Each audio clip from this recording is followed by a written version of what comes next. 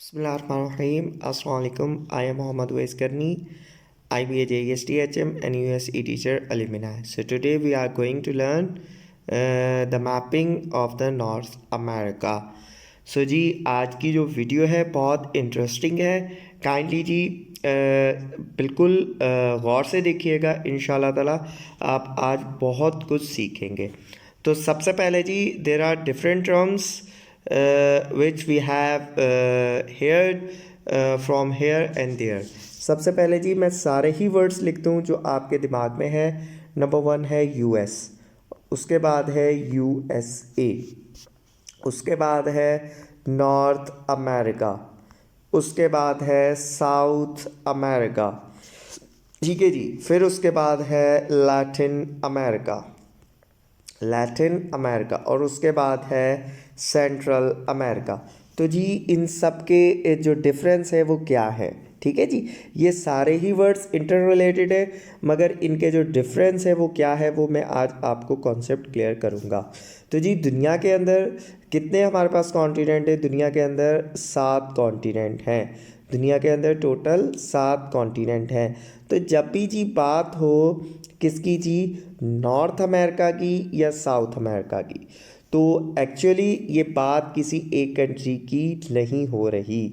यहाँ पे जब भी नॉर्थ अमेरिका या साउथ अमेरिका की बात होगी तो हमेशा ये जी कॉन्टिनेंट की बात होती है. कॉन्टिनेंट के अंदर बहुत सारी कंट्रीज़ आती हैं, जैसे कि Asia is the largest continent, इसी तरह अफ्रीका है, यूरोप है, हमारे पास ऑस्ट्रेलिया है. तो बिल्कुल जी इसी तरह ही नॉर्थ अमेरिका और साउथ अमेरिका क्या है, कॉन्टिनेंट हैं, ठीक है. इन दोनों का मतलब अमेरिका नहीं है, अमेरिका कंट्री नहीं है, ठीक है. इनका मतलब क्या है, कॉन्टिनेंट. तो नॉर्थ अमेरिकन कॉन्टिनेंट और साउथ अमेरिकन कॉन्टिनेंट. इसी तरह ही जी साउथ जो अमेरिका है, साउथ अमेरिका को लैटिन अमेरिका भी कहते हैं.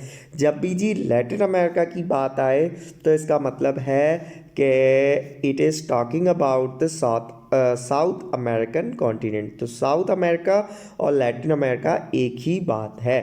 अब रही बात यूएस का फुल फॉर्म है जी यूनाइटेड स्टेट और USA United states of America. और जिसे हम अलग से सिर्फ अमेरिका लिखते हैं तो उसका मतलब भी यूएस ही है. ये जो तीनों वर्ड्स हैं अमेरिका, यूएस और यूएसए, ये तीनों वर्ड्स जो हैं वो एक कंट्री को रिप्रेजेंट करते हैं जिसे हम अमेरिका कहते हैं, जिसके आजकल जो प्रेसिडेंट है जो बाइडन है और पहले जी हमारे पास डोनाल्ड ट्रम्प थे. तो ये तीनों जो वर्ड्स हैं ये अमेरिका कंट्री को रिप्रेजेंट करते हैं. अब रही बात जहाँ तक नॉर्थ अमेरिका की, जो नॉर्थ अमेरिका जो है वो नॉर्थ अमेरिकन कॉन्टिनेंट है, जिसका नॉर्थ अमेरिकन कॉन्टिनेंट के अंदर अमेरिका है, कनाडा है, ठीक है. बात आई समझ में. नॉर्थ अमेरिका जो है वो कॉन्टिनेंट है और नॉर्थ अमेरिकन कॉन्टिनेंट के अंदर डिफरेंट कंट्रीज़ हैं, ठीक है जी. तो नॉर्थ अमेरिका एक कॉन्टिनेंट है और उसके अंदर अमेरिका जो कि यूएसए और अमेरिका ये एक कंट्री है. और अब रही बात जी जहाँ तक बात है सेंट्रल अमेरिका की, तो सेंट्रल अमेरिका का मतलब है कि नॉर्थ अमेरिका का southern part, the southern part of the, ये नॉर्थ अमेरिका है. नॉर्थ अमेरिका का जो साउथर्न पार्ट है उसे हम सेंट्रल अमेरिका कहते हैं according to the recent definition of the UN. तो होपफुली आपको ये जितनी भी डिफरेंट टर्मिनोलॉजीज़ थी अमेरिका की वो क्लियर हो गई होंगी. आगे मैप के ऊपर मैं एक दफ़ा दोबारा इसको ब्रीफली डिस्क्राइब करूँगा ताकि आप लोगों के दिमाग में ये चीज़ें दोबारा बिल्कुल अच्छे तरीके से ज़हन नशीन हो जाएँ और आपके पास अच्छा सा कॉन्सेप्ट आ जाए. तो north America was discovered by Columbus in 1592. It is bordered by the north, ठीक है. नॉर्थ के अंदर क्या है, आर्कटिक ओशन है. किसकी बात कर रहा हूँ, नॉर्थ अमेरिकन कॉन्टिनेंट की. मैं नॉर्थ अमेरिका मैंने जब भी बताया आपको कि जब भी बात होगी नॉर्थ अमेरिका तो it is always talking about the north American continent, not the country America, ठीक है जी. तो ईस्ट के अंदर क्या है, अटलांटिक ओशन. वेस्ट के अंदर क्या है, जो अटलांटिक ओशन है वो ईस्ट के अंदर है, और जी उसके बाद साउथ के अंदर हमारे पास पैसिफिक ओशन है, और साउथ ईस्ट के अंदर हमारे पास क्या है, by South America and the Caribbean Sea. तो ये क्या है जी, वाटर बॉडीज़ हैं जो सराउंडिंग के अंदर है। जो नॉर्थ अमेरिका है, it is the third largest continent in area, following bye Asia and Africa. ये मैं कंट्रीज़ की बात नहीं कर रहा, क्योंकि कंट्रीज़ के अंदर the populace country of the world is China है। ठीक है, तो अब मैं यहाँ पे जो बात कर रहा हूँ, मैं वो कॉन्टिनेंट वाइज बात कर रहा हूँ। ठीक है, तो सबसे बड़ा जो कॉन्टिनेंट है एरिया वाइज वो एशिया है, उसके बाद अफ्रीका है, और थर्ड नंबर पे है नॉर्थ अमेरिका। और it's the fourth largest continent in population wise. Number 1 पे एशिया है, फिर अफ्रीका है, फिर यूरोप है, और फिर है north America. The United Nations formally recognized North America is comprising 3 areas. North America के अंदर 3 एरियाज आते हैं। ठीक है, एक है नॉर्थ अमेरिकन कॉन्टिनेंट, उसके बाद central America, Caribbean sea, that has been formally defined by the UN statistics division. तो ये जी जब भी आपके पास नॉर्थ अमेरिका की बात आएगी तो north American continent, central America, southern part of the central north America, इसके साथ कैरिबियन सी। तो इसके अंदर जितनी भी कंट्रीज़ आती हैं वो सारी नॉर्थ अमेरिकन कॉन्टिनेंट के अंदर आती हैं। अब इसके थोड़े से फैक्ट्स देख लीजिए। ये ज़मीन का 16.5% हिस्सा को कवर करती हैं। हाईएस्ट पॉइंट जी कौन सा है नॉर्थ अमेरिका का? हाईएस्ट पॉइंट है जी माउंट मिकेल्ले, जो कि अलास्का के अंदर है। हाईएस्ट पॉइंट, जैसे एशिया का जो हाईएस्ट पॉइंट है वो है माउंट एवरेस्ट, तो इसी तरह ही नॉर्थ अमेरिका का जो हाईएस्ट पॉइंट है वो है माउंट मिकेल्ले। इसी तरह ही लोएस्ट पॉइंट कौन सा है? Death valley in California, death valley in California. इसी तरह ही एशिया का जो लोएस्ट पॉइंट है वो है डेड सी। ठीक है, तो इसी तरह ही जो हमारे पास नॉर्थ अमेरिका है, नॉर्थ अमेरिका का लोएस्ट पॉइंट है डेथ वैली, क्योंकि उधर टेम्परेचर बहुत लो हो जाता है। ठीक है जी, उसके बाद कॉन्टिनेंट साइज़ इसका लिखा हुआ है। ठीक है, स्क्वायर किलोमीटर के अंदर भी है और स्क्वायर माइल्स के अंदर भी है। नॉर्थ अमेरिकन जो कॉन्टिनेंट है उसके अंदर 23 कंट्रीज़ हैं। कितनी कंट्रीज़ हैं जी? 23 कंट्रीज़ हैं। उसके बाद जी Bering Strait is between Russia and America. तो जो रशिया और अमेरिका के दरमियान जो स्ट्रेट है उसका नाम है Bering strait. Panama canal separates Pacific. ये वाटर बॉडीज़ को अब हम देख रहे हैं, जो डिफरेंट वाटर बॉडीज़ हैं अमेरिकन कॉन्टिनेंट के इर्द गिर्द, ये वो वाली बॉडीज़ हम देख रहे हैं। Panama canal separates Pacific ocean from Atlantic. अब जो पनामा कैनाल है वो जो पनामा कंट्री है उसके ऊपर सिचुएट करता है। अब वो जी किसको मिलाता है? वो दो बहुत बड़े ओशंस को मिलाता है, एक है पैसिफिक ओशन और दूसरा है अटलांटिक ओशन। उसके बाद जी हमारे पास है Caribbean Sea. Caribbean Sea is the second largest sea of the world by the South China Sea. दुनिया का जो सबसे बड़ा सी है वो है साउथ चाइना सी, और उसके बाद जो नंबर सेकंड के ऊपर जो लार्जेस्ट सी है वो है कैरिबियन सी। उसके बाद है Superior lake is USA and Canada and it is a fresh water lake. तो लेक सुपीरियर है, world largest fresh water lake, वो USA और कनाडा के दोनों कंट्रीज़ के अंदर है। ठीक है जी। North America's only land connection to South America is the Isthmus of Darien और इस्थमस ऑफ पनामा। जी जो नॉर्थ अमेरिका और साउथ अमेरिका का आपस में जो कनेक्शन है ना, वो पनामा का एक छोटी सी पतला सा हिस्सा है, उसके दरमियान ही होता है। द कैरिबियन आइलैंड्स बहुत कैरिबियन सी है, उसके दरमियान डिफरेंट जो आइलैंड्स है उनको मिला के हम वेस्ट इंडीज़ कहते हैं।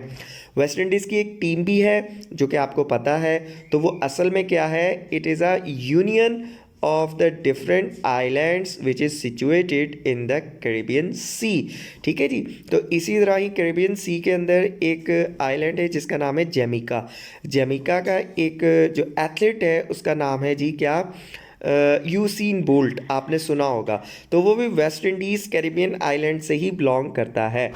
तो आपको पता चल चुका होगा जी वेस्ट इंडीज़ असल में है क्या। उसके बाद जी the Gulf of Mexico is the largest body of water. उसके बाद जी ट्रांसफॉर्म फॉल्ट, जी ज़मीन के तीन तरह की जी ज़मीन की प्लेट्स होती है और उनकी मूवमेंट होती है, और जी एक उसकी जो प्लेट है ज़मीन की उसकी टाइप है जी ट्रांसफॉर्म फॉल्ट, ठीक है, ट्रांसफॉर्म मूवमेंट होती है। तो वहाँ पे दुनिया का सबसे बड़ा जो ट्रांसफॉर्म फॉल्ट है उसका नाम क्या है, सैन एंड्रास फॉल्ट।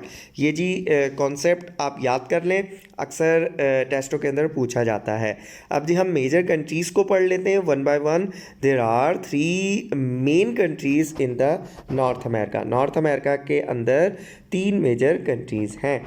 यूएसए का जो कैपिटल है वो है वॉशिंगटन डीसी, और इसकी करेंसी जो है वो डॉलर है।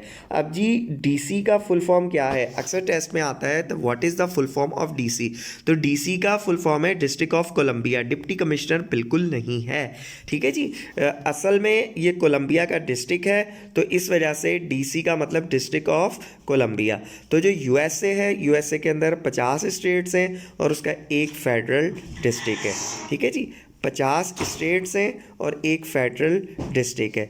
2 स्टेट्स जो अमेरिका के हैं वो उसका जो मेन लैंड है, मतलब जो अमेरिका है, अमेरिका एक ह्यूज कॉन्टिनेंट है, उसके अंदर उसका जो सबसे बड़ा कंट्री है तकरीबन वो है हमारे पास यूएसए।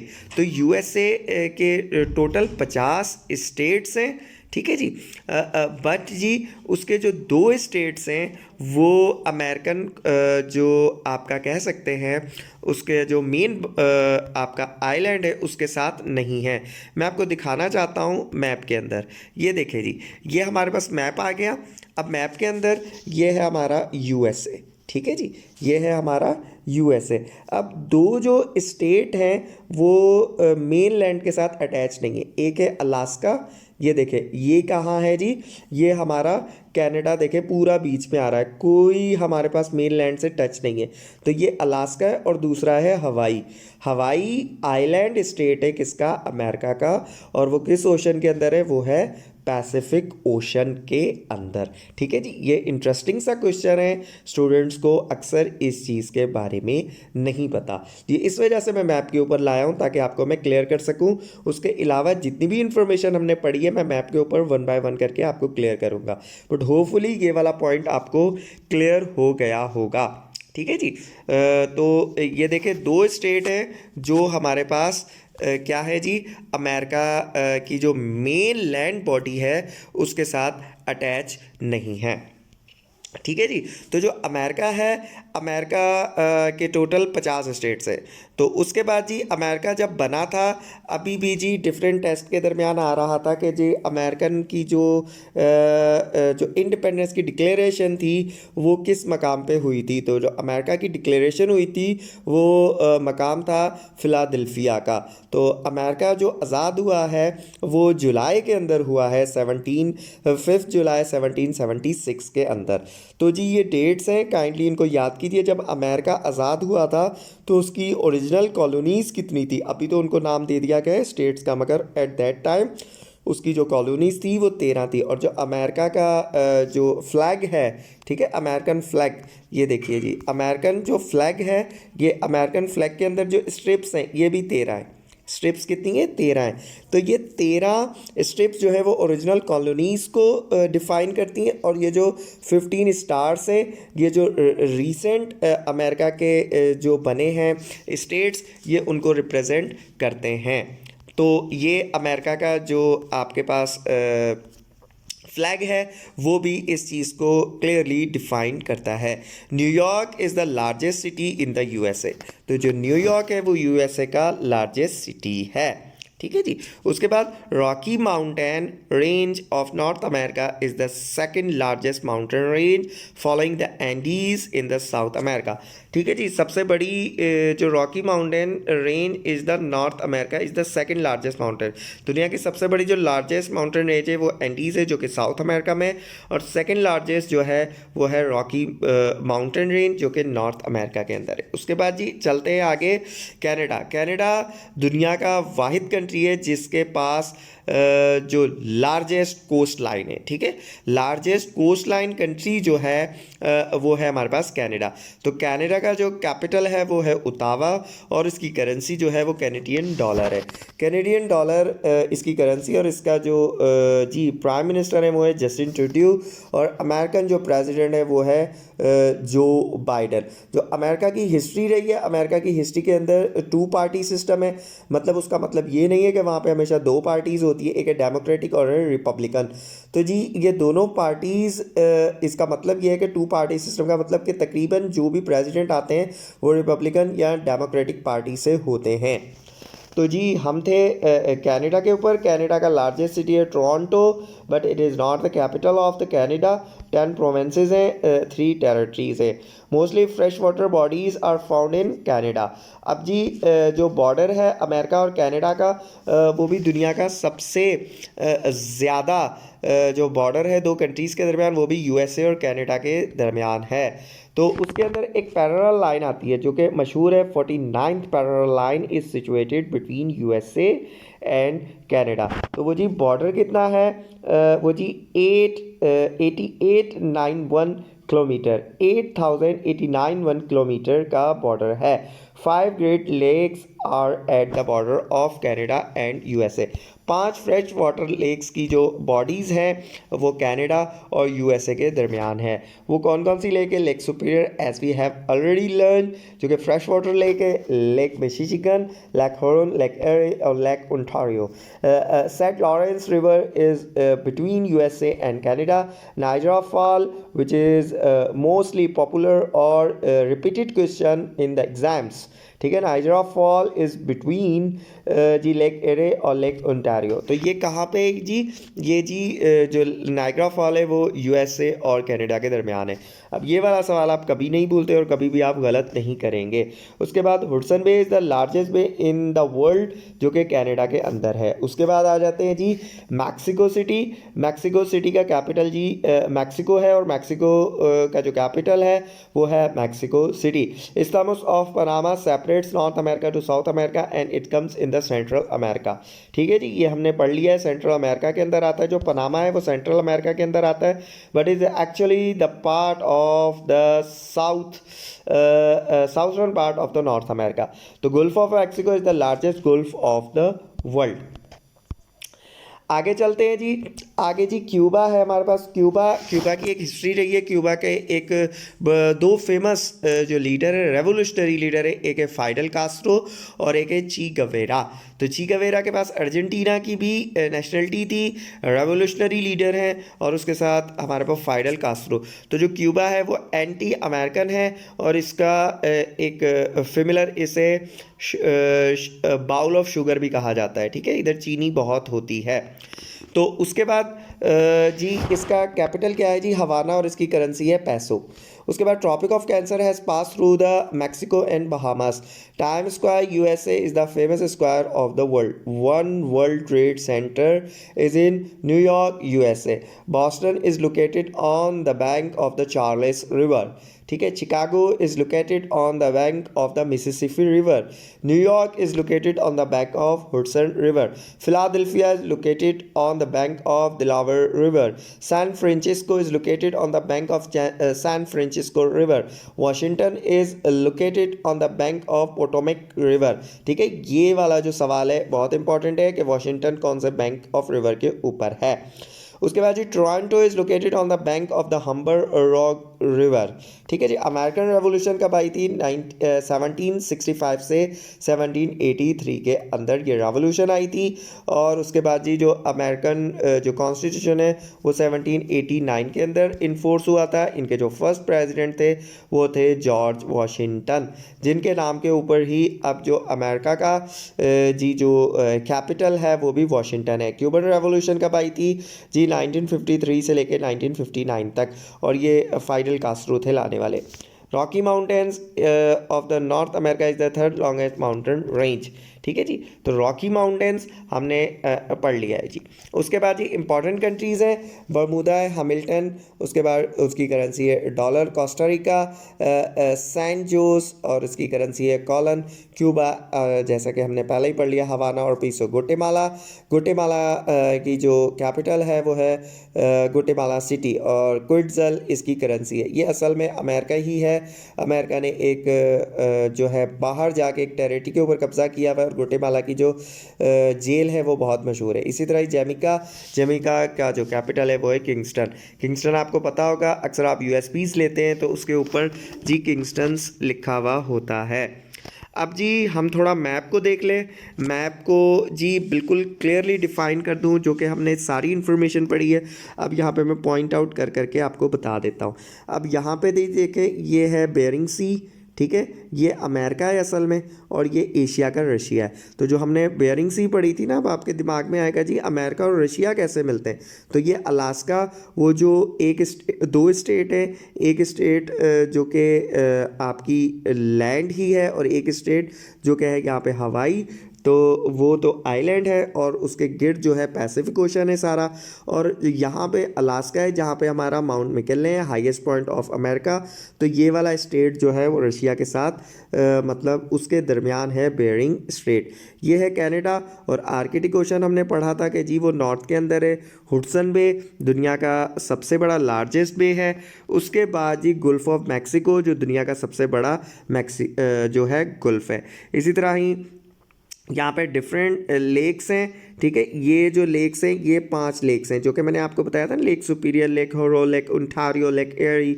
तो वो सारे जी यहाँ पे, और ये पैरेलल लाइन है, ठीक है, कनाडा और यूएसए के दरमियान। उसके बाद जी यहाँ पे देखें जी, ये पैसिफिक ओशन है। ठीक है, और जो बार बार बात हो रही थी ना सेंट्रल अमेरिका की, ये रहा सेंट्रल अमेरिका, और ये असल में, और ये रहा साउथ अमेरिका। तो ये असल में किसका हिस्सा है? ये पनामा है। ठीक है, पनामा कैनाल बहुत मशहूर है ना, मैन मेड कैनाल, तो असल में वो यहाँ पे बना हुआ है। ठीक है, अब ये कैनाल जो है वो किन 2 ओशंस को मिलाता है? ये देखें, अटलांटिक ओशन और पैसिफिक ओशन को, ये 2 ओशंस को मिलाता है। अक्सर टेस्टों में ये सवाल भी आता है। उसके बाद जी ये देखें जी, ये क्या है? Caribbean Sea. कैरिबियन सी के अंदर जितने भी आइलैंड्स हैं उन सबको मिला के क्या कहा जाता है? West Indies. उसे क्या कहा जाता है? वेस्ट इंडीज़ कहा जाता है। ये रहा जी क्यूबा। क्यूबा जो है वो जी आपके पास बाउल ऑफ शुगर है। तो क्यूबा जो है, क्यूबा का मैंने आपको बताया कि एक रेवोल्यूशनरी ट्रेंड रहा है, और रेवोल्यूशनरी ट्रेंड के साथ क्यूबा जो है वो अमेरिका हम ऑलवेज एंटी अमेरिकन रहा है। इसी तरह ही अमेरिका के कुछ और मैं आपको फिगर एंड फैक्ट्स बता दूं कि जो ये अमेरिका जो है उसके जी आपको पता होगा जी डेमोक्रेसी, इब्राहिम लिंकन जो थे वो यूएसए के प्रेसिडेंट थे। उसके बाद जब वर्ल्ड वॉर 1 रही थी तो उसके प्रेसिडेंट वुड्रो विल्सन थे। वुड्रो विल्सन अमेरिका के पहले प्रेसिडेंट है जिन्होंने पीएचडी की थी, हार्वर्ड यूनिवर्सिटी से की थी, आई थिंक, मुझे जहाँ तक याद आ रहा है। ठीक है जी, वुड्रो विल्सन अमेरिका के पहले प्रेसिडेंट थे जिन्होंने पीएचडी की थी। उसके बाद वर्ल्ड वॉर शुरू हुई थी, तो वर्ल्ड वॉर जो शुरू हुई थी जी, जो वर्ल्ड वॉर 1 थी ना, वो 1914 से लेके 1918 तक रही है। और जी इस दौरान अमेरिका ने कभी भी ज्वाइन ही नहीं की थी वर्ल्ड वॉर 1। मैंने यूएस हिस्ट्री पढ़ी हुई है, इस वजह से मैं आप लोगों को बता रहा हूँ कि अमेरिका ने कभी भी जो है ऑफिशियली वर्ल्ड वॉर 1 कभी ज्वाइन ही नहीं की थी। बट जी उसको एंड करवाने में अमेरिका के जो वुड्रो विल्सन थे वो पहले प्रेसिडेंट थे जो जी इंग्लैंड आए थे। इंग्लैंड पहली दफ़ा दफ़ा आने वाले मतलब जो गोरों के मुल्कों में आने वाले जो पहले अमेरिकन प्रेसिडेंट थे वो भी वुडरू विल्सन थे। तो वुडरू विल्सन के ही 14 पॉइंट्स थे, जिसके अंदर एक पॉइंट था टेरिटरी ऑफ वर्सले का। टेरिटरी ऑफ वर्सले की वजह से ही वर्ल्ड वॉर वन जो है इख्तिताम पर हुई थी, और लीग ऑफ नेशन जो कि यूनाइटेड नेशन से पहले बनी थी वो भी वुडरू विल्सन का ही आइडिया था। उसके बाद जी वर्ल्ड वॉर टू 1939 से शुरू होती है और 1945 तक जाती है। ठीक है जी।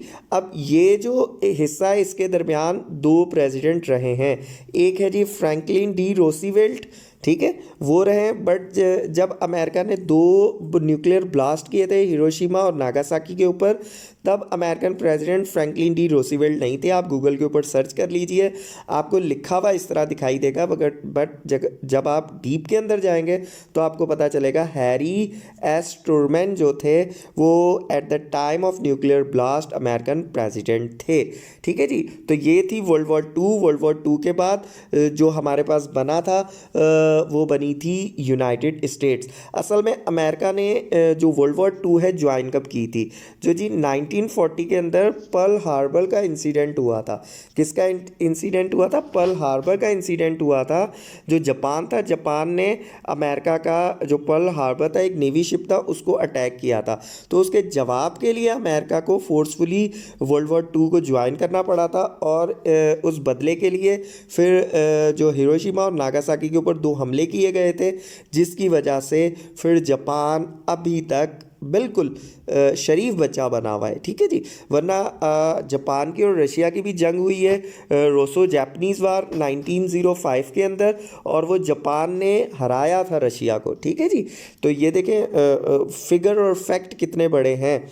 तो उसके बाद जी 1945 के बाद क्या हुआ, 1945 से लेकर 1991 तक ये चली है जी हमारे पास कोल्ड वॉर। ठीक है। टेस्टों के अंदर अक्सर सवाल आता है, अमेरिका की आज बात हो रही है हिस्ट्री की, तो इस वजह से मैं चाह रहा हूं कि ये सारे कॉन्सेप्ट मैं आपको क्लियर कर दूं। 1945 से 1991 तक जी ये कोल्ड वॉर चली है। कोल्ड वॉर किसे कहते हैं कि जी दो मेजर पावर थी दुनिया की, एक थी यूएसए और दूसरी थी सोवियत यूनियन या यूएसएसआर।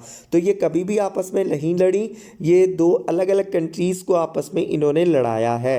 ठीक है। इनकी वजह से दो कंट्रीज़ आपस में लड़ी हैं। जैसा कि हमारे पास कोरियन वॉर है, इसी तरह ही हमारे पास और भी बहुत सारी, जैसे अफ़गानिस्तान के अंदर वॉर है, इसी तरह ही वियतनाम की वॉर है। तो ये बहुत सारी अलग अलग जगहों पे इन्होंने वॉर्स लड़ी हैं। तो कोल्ड वॉर की जब भी बात आ जाए तो 1945 से 1991 तक थी। फिर 1991 में जो सोवियत यूनियन है और यूएसएसआर है वो टूट गई। टूटने के बाद फिर वजूद में आया रशिया। तो होपफुली जी आपको बहुत सारी इन्फॉर्मेशन आज के वीडियो के अंदर मिली होगी। इंशाल्लाह ताला हम फिर मिलेंगे इंशाल्लाह ताला नेक्स्ट टॉपिक के साथ। अगर किस वीडियो के अंदर आपको कोई भी सवाल है तो आप मुझसे पूछ सकते हैं, फ्रीली आप मुझसे पूछ सकते हैं। इंशाल्लाह ताला I will answer your all questions. इंशाल्लाह ताला we will meet with our new video. Till that time, खुदा हाफिज़।